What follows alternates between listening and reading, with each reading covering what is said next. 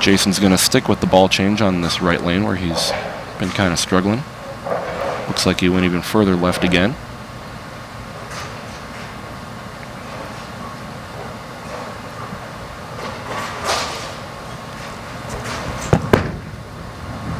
Peel. There's a good shot from Mr. Poli. That's an adjustment right there, right? I mean, he switched balls and he's about 7 to 8 boards, maybe even 10 left of where he started the match. And that's one thing about these guys. They're so versatile. Just like in golf, if you can carve the golf ball left to right or right to left and distance, yardage control and all that stuff, that's what these guys can do with a bowling ball. They can make it hook in different spots of the lane, always adapting to what the lane is giving them.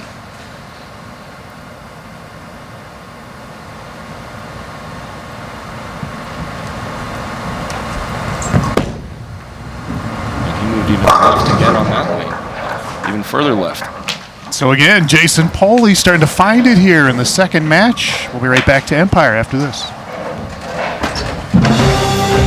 The PBA Midcontinent Communications Midwest Open on Midco Sports Network is brought to you by Red Ray Lanes, West Acres Bowl, and Empire Bowl. Don't forget wholesome family fun is right around the corner at your local bowling alley. The PBA Midcontinent Communications Midwest Open on Midco Sports Network is brought to you by the Flynn family of local bowling centers in Grand Forks, Fargo, and Sioux Falls.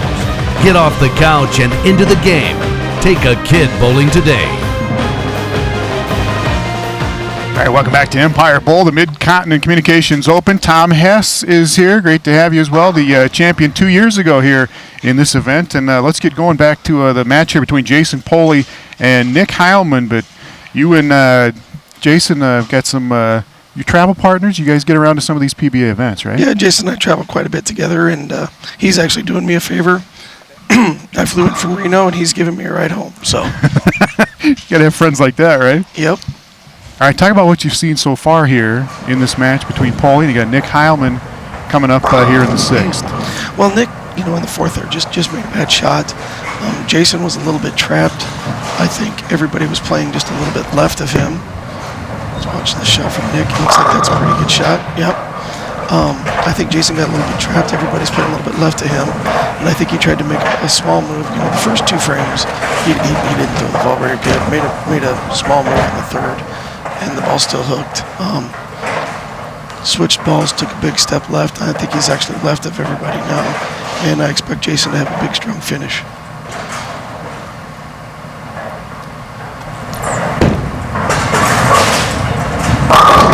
Another good shot from Nick. Yeah, going to take some work for Poli here to catch Heilman, who started out with 3 in a row. He's now had 3 strikes in a row here in the 5th, 6th, and 7th. Leads here against Poli. Yep. Jason's down 20. One miss is 21 pins, so Jason just needs to keep making good shots and keep the pressure on Nick.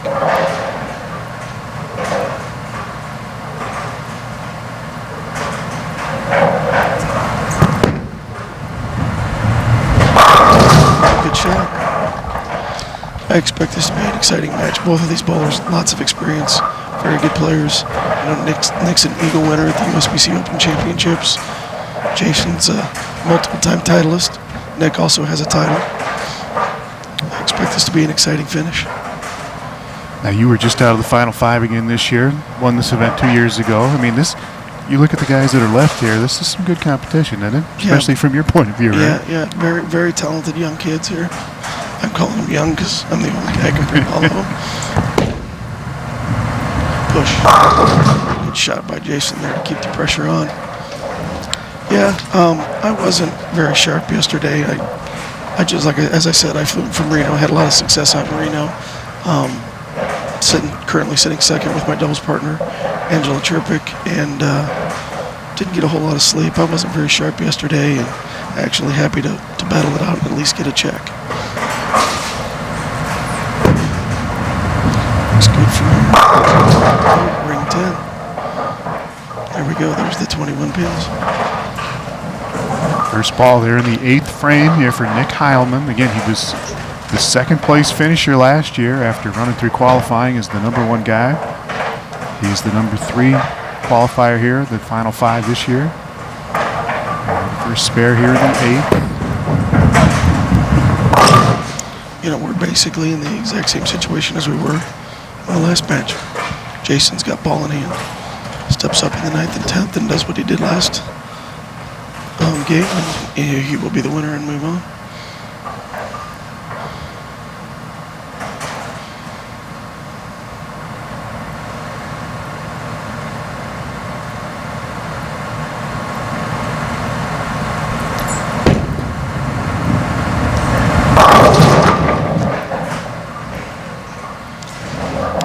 Just a touch high. They're tricky pins out there, man. Don't know if that was just a little bit in, maybe a little bit slow. Maybe the lanes are transitioning. You want consistency, don't you? But it's just almost impossible to find frame to frame, isn't it? You want to throw the same shot, or you have to expect to adjust every frame, basically. You know, with the aggressive bowling balls of today, the lanes do change very fast. You know, then you throw in, you know, you got this isn't an ESPN telecast, obviously, but you throw in a couple of lights, the lanes transition a little bit faster than they do during qualifying. You know, all the practice that the guys got before, not everybody was playing the same part of the lane. They were kind of, everybody was a little bit, I think that's what got Jason, is everybody's a little bit further left. Now I think he's moved and he's further left than everybody else. Went right into their hook spot. First ball for Poli here in the 9th. That's a good shot. I think Jason's locked up. He's comfortable out there, you know. From my TV experiences, you know, winning that first match, get a little bit comfortable, you know, and just stay with the flow. Jason, again, he said he hasn't played as much in the last year with the new sun around, but he's done quite well down around the Des Moines area in the last year, hasn't he? Oh yeah. He won one of the biggest tournaments in Iowa, the Fusion Realtors Open. I can't remember if he won this spring or last fall, but we get a field of 180 bowlers for that event, and he ran the step ladder to win that event. There's a winner. Poli again finds it midway through the match. Strike in the 10th. He's reeled off 6 in a row again. Yeah, he's as many times I've traveled, Jason, he's run the ladder many a time, and as comfortable as he looks right now, not only because he's my friend, but I think he's got a really good look, and I expect him to run the ladder. Although his next match is going to be a pretty good one as well.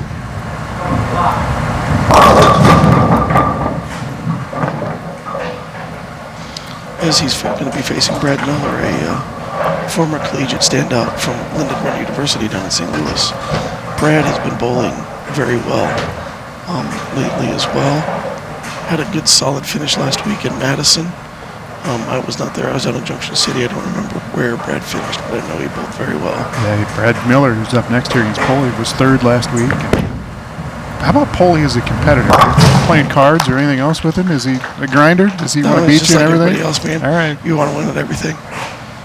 You know, we went and hung out at a local establishment last night playing darts. Steve and Jason and I, you know, it was a fight fest, man. Everybody wants to win.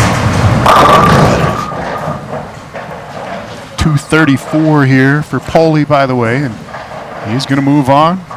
2nd straight win here so far this afternoon. Going to be another good finish for Nick Heilman, though. Again, 2nd last year. Yeah, Nick's a very solid player. He's always in contention everywhere he goes. You know, Nick and I are actually teammates in the Brunswick family. Obviously, he's with Brunswick, and I just recently left Brunswick to move over to one of our other companies, Radical Bowling Technologies. Very happy with the switch there. Nick will be back, that's for sure. 222 finish for Nick Heilman, and he will finish 4th here in the Midcontinent Open. Jason Poli again, as he did in 2011. He has ran the ladder there, and he's taken 2 steps so far here. Poli over Josh Hepp, and then Poli over Nick Heilman here in match number 2. Shot of the game, again, brought to you by kidsbowlfree.com. And again, he found it about midway through here, Tom. Yeah, took that big step left, made the ball change that you guys saw, and went to something that's actually a little bit slower response down lane, and gave him the, you could tell the nice smooth arc down lane. I don't know what ball that is. I think it's a revolt, I think is what he was throwing. Didn't actually change balls, just to a different revolt, and that obviously you guys saw he went off the sheet from there. So worked out well for Poli. And again, he'll take on the kid here in the field, Brad Miller. Coming up next, thanks to Tom Hess. Thank you very much for having me. Appreciate it. Right back to Empire Bowl right after this. The PBA Midcontinent Communications Midwest Open on Midco Sports Network is sponsored by Red Ray Lanes, West Acres Bowl, and Empire Bowl. Want to find out how your kids can bowl free all summer long? Visit kidsbowlfree.com. The PBA Midcontinent Communications Midwest Open on Midco Sports Network is sponsored by Red Ray Lanes in Grand Forks, West Acres Bowl in Fargo, and Empire Bowl in Sioux Falls. Bowling, it's the original social networking. All right, welcome back to Empire Bowl, the Midcontinent Open here on the PBA Regional Tour. The game recap, Jason Poli takes out Nick Heilman 234 to 222. And again, Poli, Steve Flynn here found it midway through the match. He is just so smart when he sees the lanes transition. He just jumps right on top of it and starts striking. Like we talked about when we first came on air, these guys are in attack mode. They need to get 10 down every time, and that's exactly what Jason's been doing. He's been moving off of his bad breaks or his bad shots and producing good ones when he needed them. All right, Heilman had the hot start there, but Nick Heilman will be the number 4 finisher. And you talk about just the lanes changing ball to ball almost, right? Yep, ball to ball. They just about do it now. Like I said, like Tom said too, the lights really take the oil out of the equation. And for Brad, he's just got to keep his rhythm smooth, keep his tempo, keep his heart rate in check, and make good shots, and he might give Jason a good run for his money here. All right, Brad Miller out of St. Charles, Missouri, taking on Jason Poli in match number 3 here at Empire. The PBA Midcontinent Communications Midwest Open on Midco Sports Network is sponsored by Red Ray Lanes, West Acres Bowl, and Empire Bowl. Want to find out how your kids can bowl free all summer long? Visit kidsbowlfree.com. The PBA Midcontinent Communications Midwest Open on Midco Sports Network is sponsored by Red Ray Lanes in Grand Forks, West Acres Bowl in Fargo, and Empire Bowl in Sioux Falls.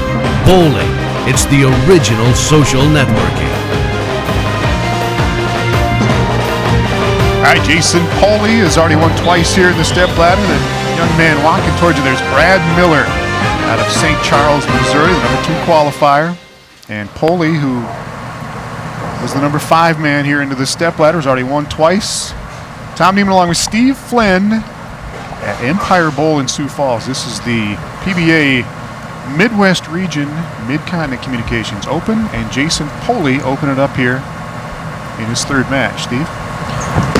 Jason is moving way left, and he's got to keep it. If you see that rangefinder down there, that dark board that you can see, if he keeps it right over that or about 2 boards right of it, he's going to be in the pocket about every shot. He's pretty lined up here. We got another great young player here, and Brad Miller coming up. He bowled in the regional last week. He's a PBA member. Last week he tied for 3rd and 4th in Madison, Wisconsin at a very high pace scoring. I think I was told it was like a 240 something average to make the cut there, which is just unheard of for PBA events. All right, first ball for Brad Miller. And he keeps it right over that rangefinder. That's what those guys are aiming for mainly. They want to get the ball at 40 to 45 feet right over that target line, and about 95% of the time with the right speed, combination with the right rev rate, that ball's going to hit the pocket and strike. Miller is 24 years old, just out of college a couple of years ago at Lindenwood in Missouri. Great collegiate bowler there. They have a phenomenal program at Lindenwood. They take big buses to all the tournaments. They usually travel with about 4 men's teams and 4 ladies teams. Big supporter in college bowling is Lindenwood University. And that's the one thing about college bowling too is the guys and the girls, they're club, so they're not NCAA. There are some female schools, or some schools that have female NCAA teams, but mainly it's all club. And if you have daughters out there, definitely get them involved in bowling because it is very easy for them to get scholarships to college. If you average about 160 and you're a female bowler, you're going to get a couple grand a semester just to go bowl somewhere. There's a good double there by Jason Poli. Everybody's got their striking shoes on now because the lane's starting to open up. These guys are really good when they can move left and let the ball hook. And a quick note, speaking of females, Steve had a 21-year-old girl named Brianna Amadon from Wichita, Kansas, who was here in the event for the first time, finished 10th. A nice finish for her. And she killed them. She was in the top 5 all the way through about 7 or 8 games of match play. And just kind of ran out of gas and unfortunately didn't make the show, but she threw the ball phenomenal all day. I was right next to her all day. She's a left-hander also, and I was trying to play off her instead of trying to make my own moves because she was striking and I wasn't. All right, Poli off to a much better start here. 3 straight for Poli to get started. Brad Miller strikes in the first 2 frames. And he just talked about the mental side, just rhythm. Have the same rhythm on every release. Mm-hmm. Release points are huge for these guys. They got to get out of the ball the same about every shot. If they do, their timing's usually good enough to throw strikes.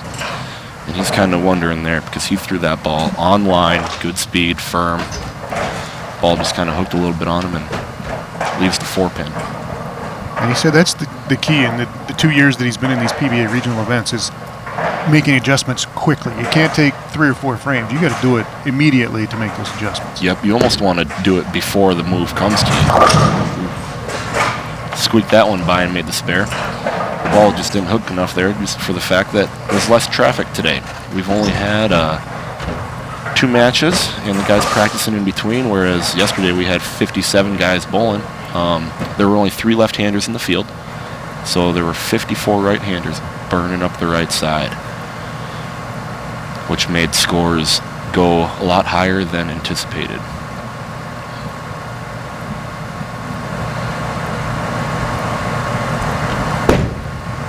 That's right back in there. Ooh, and he almost spins the 10-pin around. Another good shot for Brad there, just a wrap 10. After watching him bowling during practice and everything and watching him throw the first 4 shots here, he might just need to move a little bit more left and circle the ball a little more, which is just turning it more, get his rev rate up. Imagine yourself on the golf course and you're downwind. You want to swing a little harder to hit a little further. He's just got to turn it a little more to hook it a little more.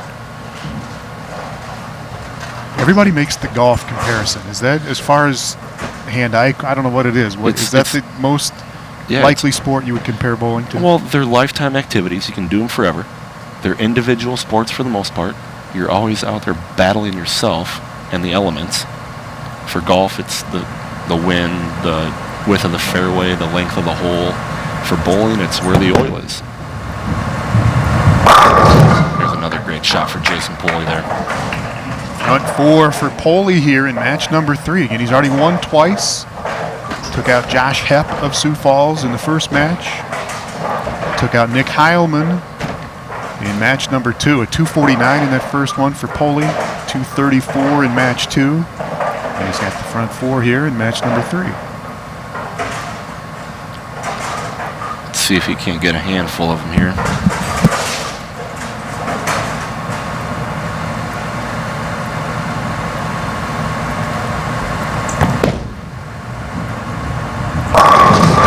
Ooh, baby. Somebody get him a cup of coffee for that sweet roll. That was butter, baby. He needed it, too. First 5 for Poli. And now Miller going to contemplate where he wants to go here. He has gone 9 spare the last 2 frames. Just a little regroup session there, just trying to clear his head, get ready to go up there and make a good shot and start striking again. Looked like he moved a couple boards left. He did turn that one a little harder, and it made it back for a light swisher. He's going to take that move, and he might parallel 1 and 1 back, which would be 1 board with his feet and 1 board with his eyes. There's 40 little 1-inch boards when it comes to bowling. And when they put these PBA patterns out, you have about 3 inches to miss. So it's a game of inches. Looked like he did move a little bit back right again. Played a little bit more down there and gets another light one to go. All right, Miller coming on back to back now, and Jason Poli up when we come back. The PBA Midcontinent Communications Midwest Open on Midco Sports Network is brought to you by Red Ray Lane, West Acres Bowl, and Empire Bowl. Don't forget wholesome family fun is right around the corner at your local bowling alley. The PBA Midcontinent Communications Midwest Open on Midco Sports Network is brought to you by the Flynn family of local bowling centers in Grand Forks, Fargo, and Sioux Falls. Get off the couch and into the game. Take a kid bowling today. All right, through 5.5 here, Steve Flynn. Perfect so far for Poli as he comes up here in the 6th. They both have really good looks. It's just a matter of execution now. Brad had a couple tough carries, which didn't go for him, but he doubled right back after a couple moves, and we'll see if Jason can't get up there and keep throwing X's on the board. Going for a 6-pack here. Since he made that adjustment about 10 frames ago, has he kind of stuck with what he's after that adjustment? Has he changed anything else? He's moving his feet left. That's it. He's got the right ball in his hand now. It's reading the lane much better than the other one, and he's just out there to throw strikes now. But just keeping their tempo in check, keeping their heart rate in check, and just preparing themselves to go up and make a good shot.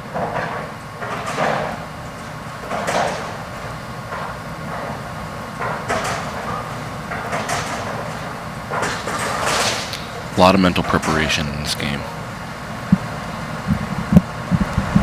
Got to be confident on every shot. There's another good pitch. It smashes the hole. Poli is mowing him here in his 3rd match. 7 strikes in a row for Jason Poli. Definitely putting the pressure on the young man here, Brad Miller. Young man from St. Charles, Missouri.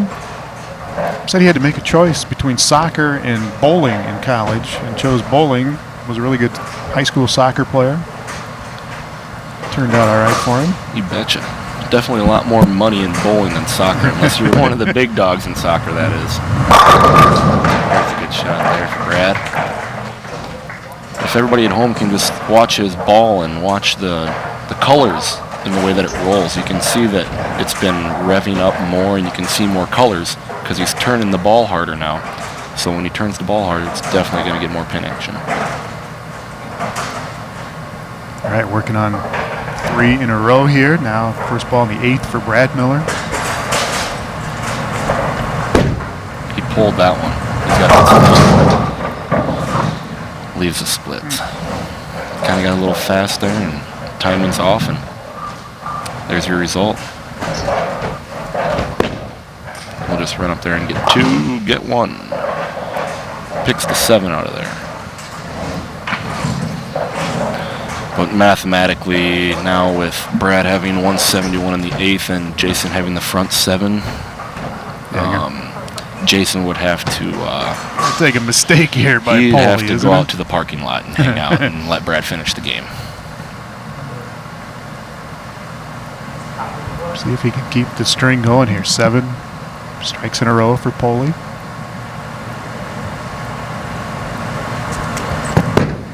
There's a good pitch by Jason. All 10 in the pit. Another great shot from Mr. Poli. Just balance is key too. If you guys watch their balance at the foul line, if you have great balance at the line, your ball's going to be on line. Your rev rate's going to be pretty similar to where you want it to be and consistent, and your speed should be about the same too. It's when you start falling off shots, off balance is when everything gets out of whack. Let's see if you can't fill the foundation frame here with all 10.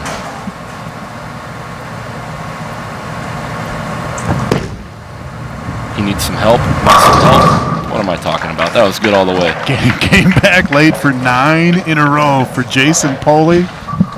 Closes out Brad Miller. Poli again. He's climbing the ladder.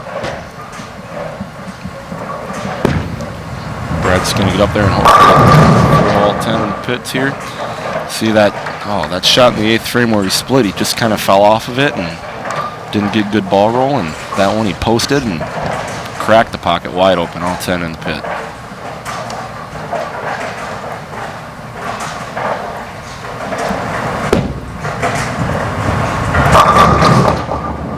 And a little messenger there, throwing some lumber around, you bet.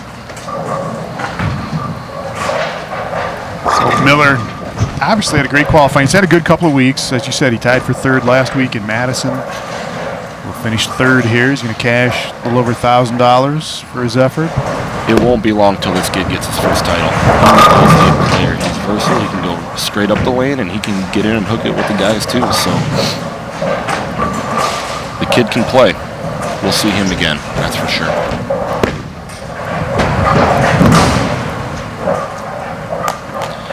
$219 for Brad. We're going to see if we can't get a couple fireworks here from Mr. Poli.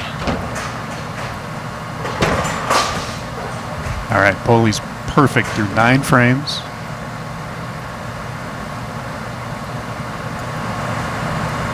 He's just having fun now. He knows he's going to make a good shot here.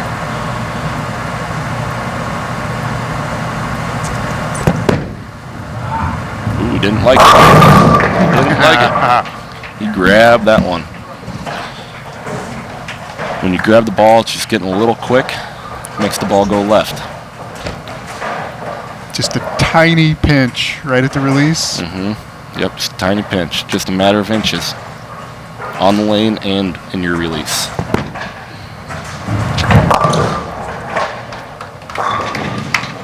Roll is going to continue, though, for Jason Poli.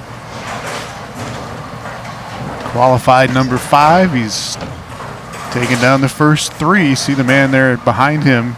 Mike Kiley is going to be up next in the final match.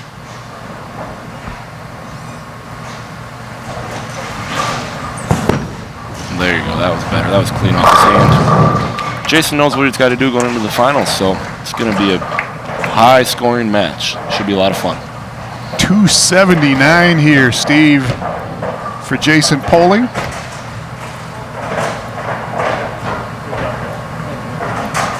Here's your final board. 9 straight to open up for Jason. And he moves on. There's Mike Kiley out of Colorado. Face off against Jason Poli in the championship match. Coming up next, and shot of the game, take your pick in any of those first 9, Steve. Weird, another 10 in the pit for Poli. After he switched balls and jumped left, he is a striking machine. All right, Poli, moving on, taking on Mike Kiley in the final. We'll do it here at Empire Bowl in Sioux Falls when we come back. The PBA Midcontinent Communications Midwest Open on Midco Sports Network is sponsored by Red Ray Lanes, West Acres Bowl, and Empire Bowl. Want to find out how your kids can bowl free all summer long? Visit kidsbowlfree.com. The PBA Midcontinent Communications Midwest Open on Midco Sports Network is sponsored by Red Ray Lanes in Grand Forks, West Acres Bowl in Fargo, and Empire Bowl in Sioux Falls. Bowling, it's the original social networking. All right, Steve Flynn, as Mike Kiley, the #1 qualifier, gets set here. The recap between Jason Poli and Brad Miller. Brought to you by kidsbowlfree.com. Check it out. See how your kids can bowl free in Fargo, Sioux Falls, and Grand Forks. Poli had it going from the get-go on this one, though. Poli, he definitely made the right moves and jumped ahead of everybody there.